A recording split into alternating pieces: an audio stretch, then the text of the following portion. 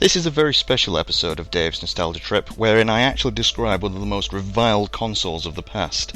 It never had a good break, and is constantly made out as something that really had its head up its arse.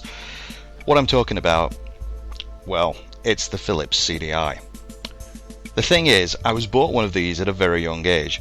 As you can see, it's a very large and very cumbersome piece of kit. To be honest, there's certain other consoles out there that have nearly rivaled its size, but not as big as this. Now the thing is, I have had a hard time recording on this thing with the software I use, and it does nothing but trouble whenever I get near it. But this thing was something I played with extensively when I was in my younger years. This thing, to me, compared to a lot of other people's perceptions, was a thing of beauty.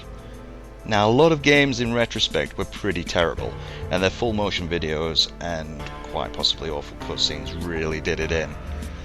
There was one game, however, that stuck with me and to this day still does. Burn Cycle. Now, Burn Cycle was a game about a guy called Soul Cutter, a guy who is a professional hacker and goes to do a job. Problem is, it goes horribly wrong and he gets infected with a virus that is actually starting to eat him alive in his brain, and he only has 2 hours to deal with it.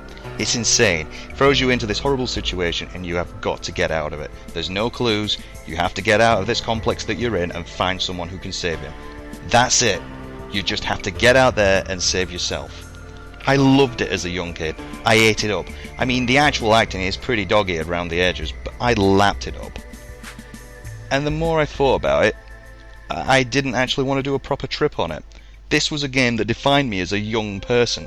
I mean, come on, the only reason I call myself infected is purely because of this game. It had such an effect on me as a child, it stuck with me till this day. So I think the real reason I made this video this time around is just because everyone tells you a console, a game, a film, a book, or anything else is bad, it means jack shit. Whatever you think or feel about whatever it is up to you, and Burn Cycle was something that made me look at games differently. Sure, most people would have had some famous games in their list that made a big impact on them, with a Sega Mega Drive or a SNES or something like that.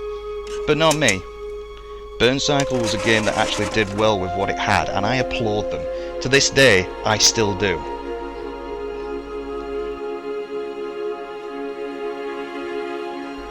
And the Philips CDI?